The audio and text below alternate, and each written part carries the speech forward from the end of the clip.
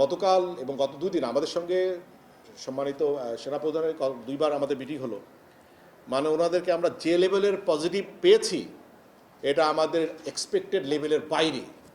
ওনার কথাগুলো যদি আপনারা শুনতেন কালকে, তাহলে আপনারা বুঝতেন আমাদের লেভেল অফ কমিটমেন্ট কোন জায়গায়। আমরা অত খুঁটিখাটি বিষয় আমি আপনাদেরকে জানাতে চাই না, কিন্তু আমাদের টোটাল এন্টায়ার গভর্নমেন্ট মেশিনারি যা আছে, পুরা সেগমেন্টের কোনটা মেশিনারিজটা কিন্তু আপনাদের সাপোর্টের জন্য আছে। যেখানে যা লাগবে, উনি এমনই বলছেন গতকাল, যদি প্রয়োজনে ঝুঁকিপূর্ণ অঝুঁকিপূর্ণ কোনো কিছু বিবেচনা না করে যদি আমাদের লোকদেরকে পাঠানোর জন্য হেলিকপ্টারের প্রয়োজন হয়, আমরা তাদেরকে সাপোর্ট দেব। মানে ওনার কোনো স্টোন উনি আনটার্ন রাখেননি।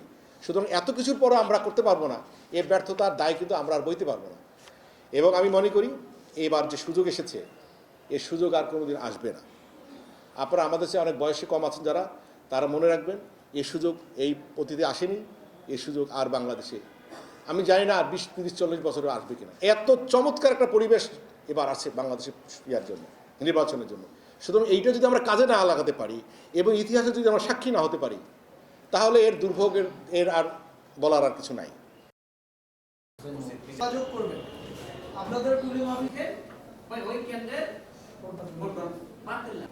এটা হইতে পারে ওনার মাধ্যম থেকে জানছে, আমরা শুরু করতে পারবো। তবে